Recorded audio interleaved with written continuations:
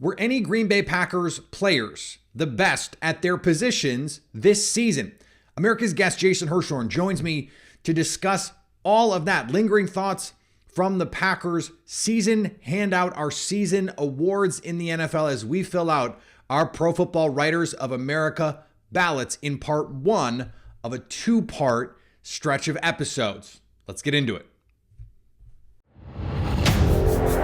You are Locked On Packers, your daily Green Bay Packers podcast. Part of the Locked On Podcast Network, your team every day.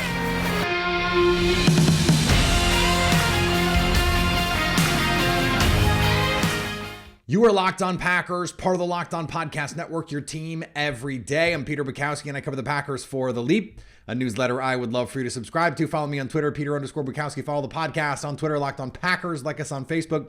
Subscribe to the podcast, iTunes, Spotify, Google Podcasts, wherever you find podcasts, you will find Locked On Packers, the number one Packers podcast on the internet. And the show for fans who know what happened, they want to know why and how. As I mentioned, Jason Hirschhorn on the show today, America's guest, my co-founder at The Leap, a newsletter I would love for you to subscribe to. And we ended up going so long that I decided I can't have you guys be listening for 45 minutes. That's just too much, especially in the off season. So we're going to split it up, 2 episodes today, 1 tomorrow. We'll do lingering thoughts and offense mostly today, and then defense and the big awards tomorrow. And that'll be that. So we're going to have some fun and jump into it right now. Today's episode brought to you by our friends at PrizePicks. PrizePicks is daily fantasy made easy because it's just you against the pick, you against the number that PrizePicks sets. So Patrick Mahomes passing yards or Joe Mixon rushing yards, put those together, you've got a lineup. You can put a couple of them together and you can win up to 10 times your money, not just NFL.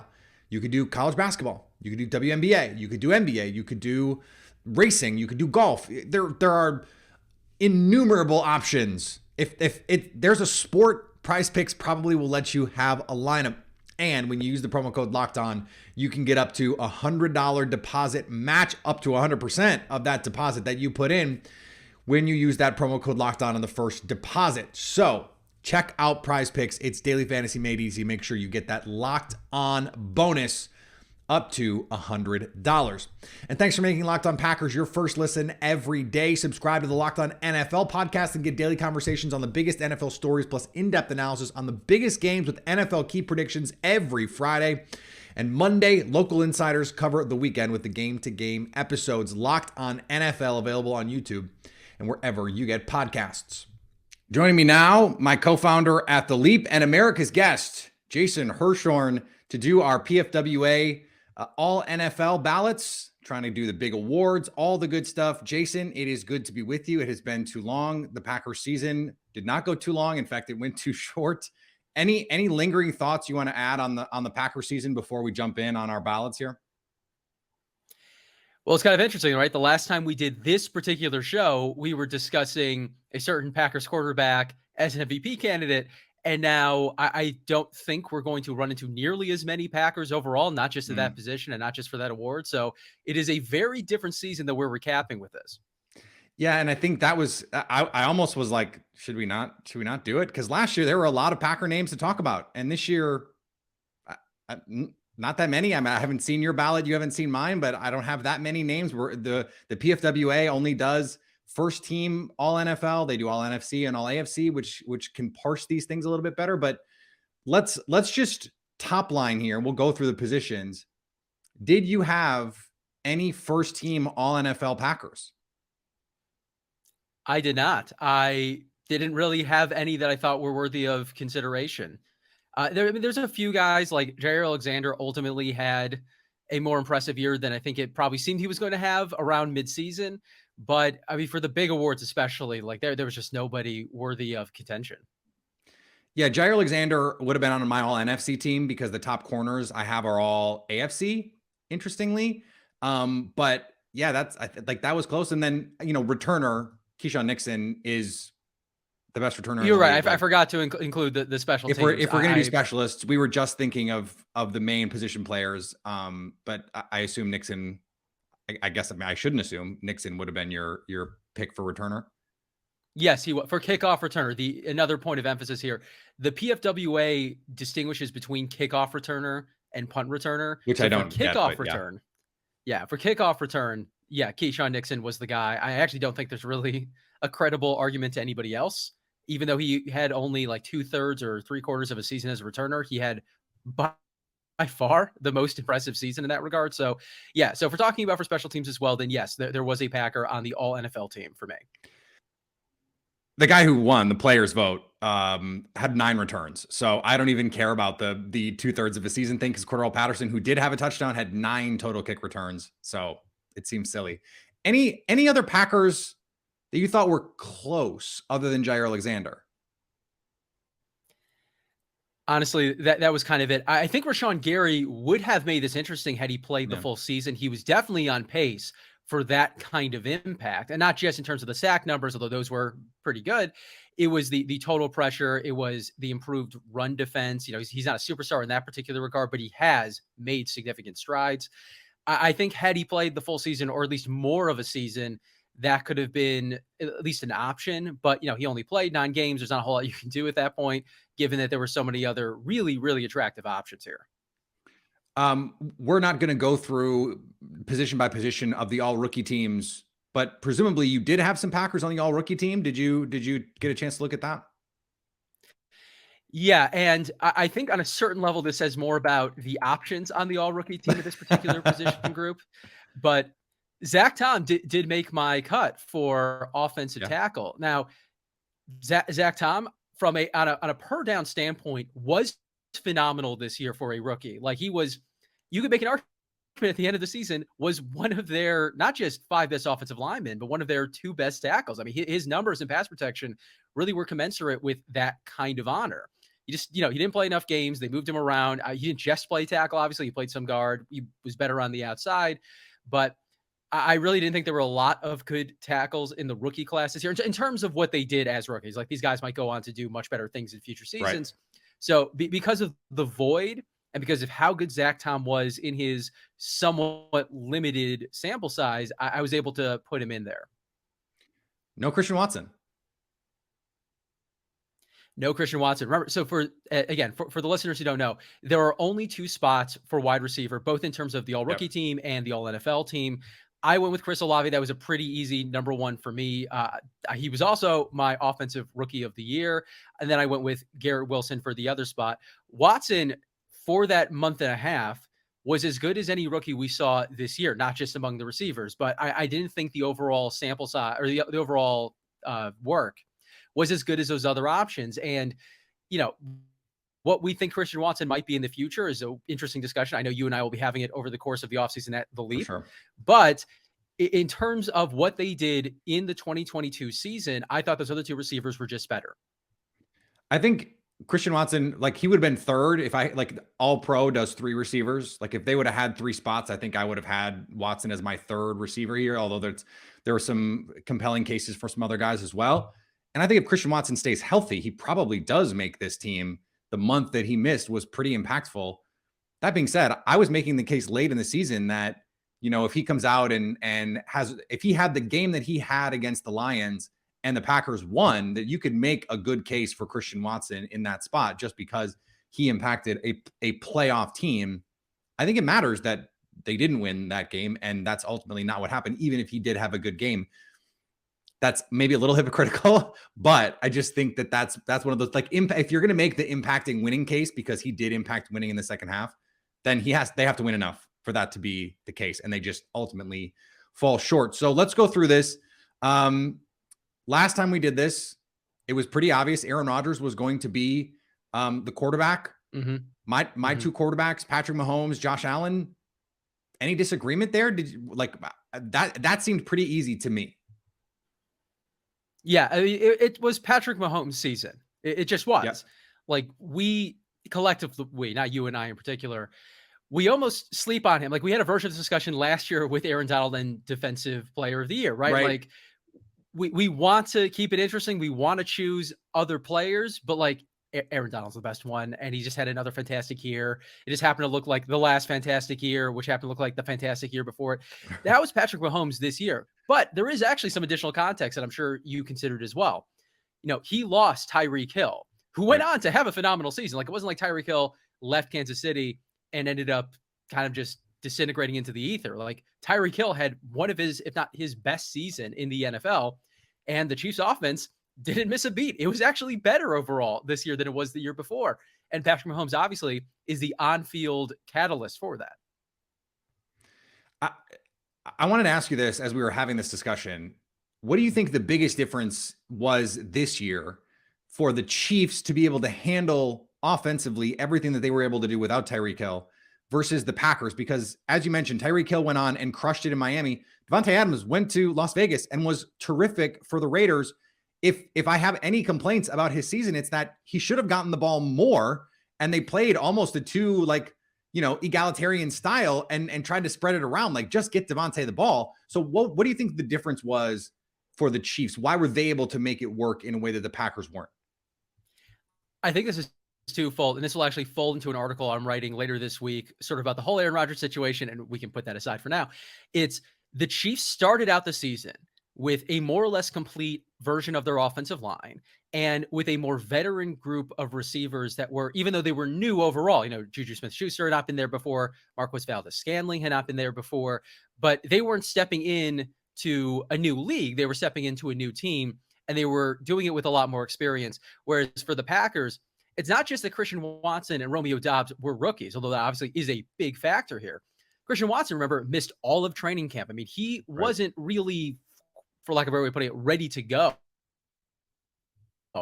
Probably until a few weeks ago, he had, another issue with his lower body, that being a hamstring one. He had the concussion. So he wasn't really right and integrated into the offense until late October, maybe. And it wasn't too long after that when he made his breakout. So had those things not happened with the injuries, maybe that same breakout happens and just happens, a month plus earlier. Then you look at the offensive line. The Packers started out the season without either of their preferred offensive tackles, which at the time was going to be David Bakhtiari and Elton Jenkins. By the time that offensive line coalesced into more or less the unit that they were going to have for the majority of the season, it was already like mid to late October. And even then, Bakhtiari was still missing time here and there. Elton Jenkins missed a game, surprisingly.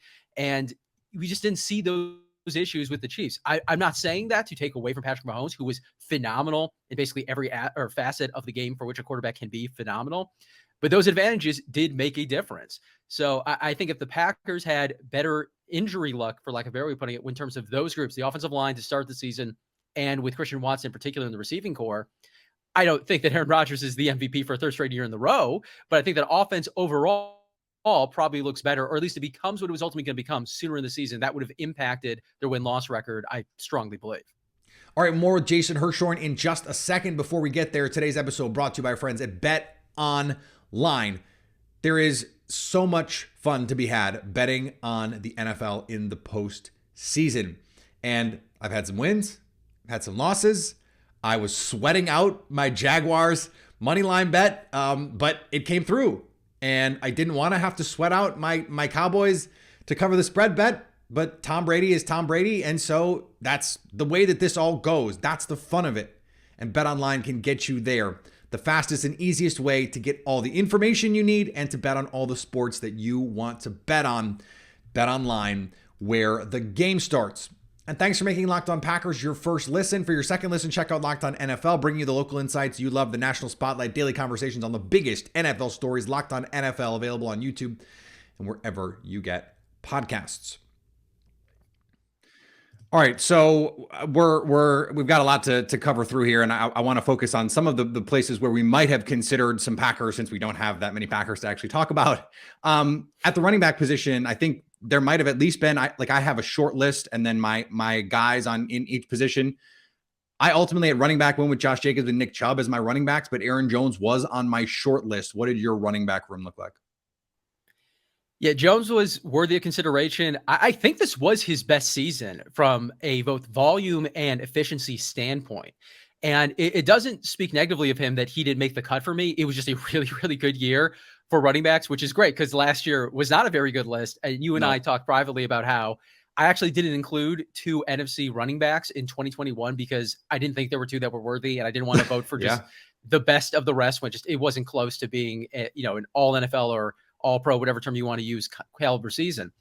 For the NFC and for the NFL, I went with Christian McCaffrey. The impact he had on that offense, and not just as a runner, although he probably had as a runner his most impressive season, at least after he arrived in San Francisco. I couldn't overlook that. It was so impactful.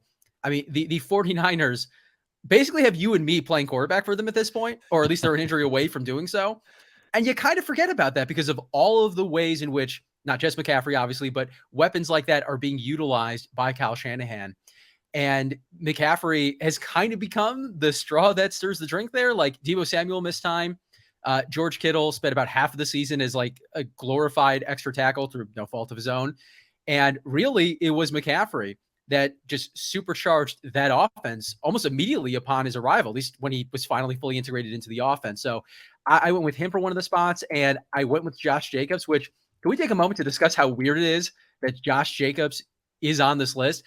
This is a player that the Las Vegas Raiders didn't actually really think was going to make their 53. Remember, they had 4 preseason games. The extra one used to be 5. I have an old mind now. And in the Hall of Fame game, they played Josh Jacobs. You do not do that with veterans. You don't really do that with any player other than rookies that you think are going to make your roster. And they did it anyway. So to go from a player that the Raiders were like soft selling to other teams as a trade candidate to having the most productive year, or at least among the most productive years of any running backs, is extremely impressive. I have no idea if he's ever going to be able to reproduce this. I kind of have my doubts, but he did it this year, and it was a phenomenal thing to watch. Someone's going to pay him, and I maybe it's the Raiders, but I don't know if I would. That's sort of where I land on that one. Let's do the pass catchers together, because again, I don't think there's any Packers to consider here. This was the receivers were tough because you only get 2. I landed on Justin Jefferson and former Packer Devontae Adams, and then at tight end, Kittle came on really well late. But I don't know how this could be anyone other than Travis Kelce. What did your pass catchers look like?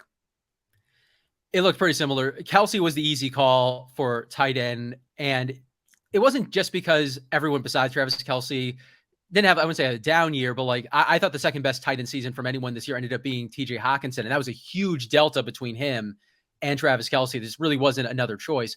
For receiver, Justin Jefferson was one of the choices for me as well. I went with Tyreek Hill for the other spot in the all NFL.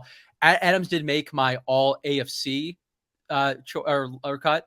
You know, he was really close. We're talking about really phenomenal group of pass catchers, not just in terms of their overall talent, but in terms of the actual seasons that they delivered. I had a nitpick, as I'm sure you did, at the very top. Adams, again, probably fair to say through no fault of his own, didn't have the same overall efficiency. Like he caught something like 55.6% of his passes. A lot of those were poorly targeted by the quarterback. Some of those were drops. And we're talking about this at the top of this very, very good group. I thought that was enough to push Hill ahead of him. And Justin Jefferson had the best season of any receiver this year. If there was an argument for a non-quarterback to win the MVP this year, at least at offense, I thought it belonged to him. So there's no way he wasn't going to make the cut for me. And I assume it was something similar for you. Yeah, my short list at receiver was Hill, Amon-Ra St. Brown, Justin Jefferson, Stephon Diggs, Devontae Adams, A.J. Brown, CeeDee Lamb.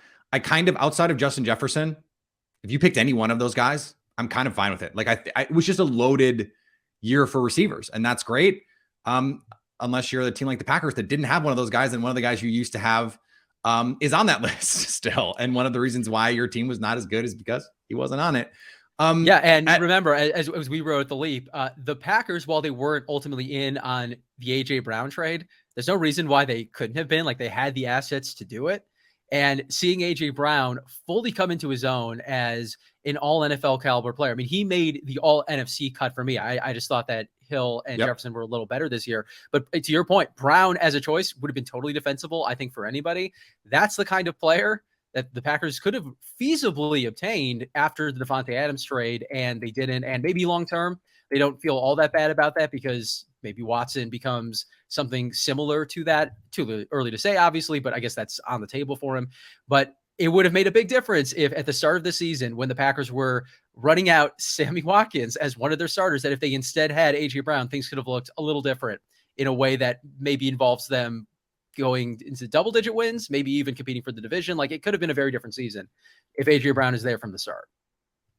So offensive tackle, this is where someone like David Bakhtiari would perennially be involved. He only played 11 games. But my top pick for tackle was Trent Williams. I just feel like he is more impactful at tackle than anyone because of his ability to be so useful in the run game. I still think he's the best offensive lineman, full stop, in the league. And Andrew Thomas from the Giants, I thought had a breakout season. He was my second guy here. How many games would David Bakhtiari for you have had to play to be considered here? Because Trent Williams, I think, only played 13 or 14. Bakhtiari played 11. Like, I don't know, a couple more. I think he could have been in the mix here. Yeah, and also that 11 number is a little misleading. Like, he missed roughly half of that first Detroit Lions game, so it's really like 10 and a half. I don't know what the exact number is other than it's higher than what he did, because when David Bakhtiari played, he was essentially the vintage form of David Bakhtiari. He was an absolute stud as a pass protector. He gave up, and I put this in our most recent article at The Leap, 0 sacks, 10 total pressures, 0 quarterback hits over, I think it was like 350 some pass sets. Pretty good. Like that's really good for anybody. As a run blocker, he, wasn't his best season there, but it wasn't like a disaster either. He was fine. And considering that he missed essentially all of the 2021 season and missed the start of the 2022 season, to just roll back onto the field, at least when he was playing, as though nothing had changed, was incredible. So if Bakhtiari is able to overcome those injury hurdles, as the Packers, based on Brian Gutekunst's comments, believe that he can, I wouldn't be shocked to see him on this list next year. I did not actually include Trent Williams, even though I understand the argument for him. He missed some time, and it is a little bit of like, are you going to give credit to a player for a full season? What pushed him out for me were all the penalties. It was a really bad season for him in terms of penalties. It's not the biggest deal in the world, but when you're talking about at the top of the position, I think that makes a difference. I also went with Andrew part of that is what they ask him to do. They get him on the run so much that he's always trying to like use angles. And of course, sometimes he's going to grab and he's going to hold. And like, I don't know, it's hard for me just because the degree of difficulty of what they ask him to do is probably higher than anyone at that position in football.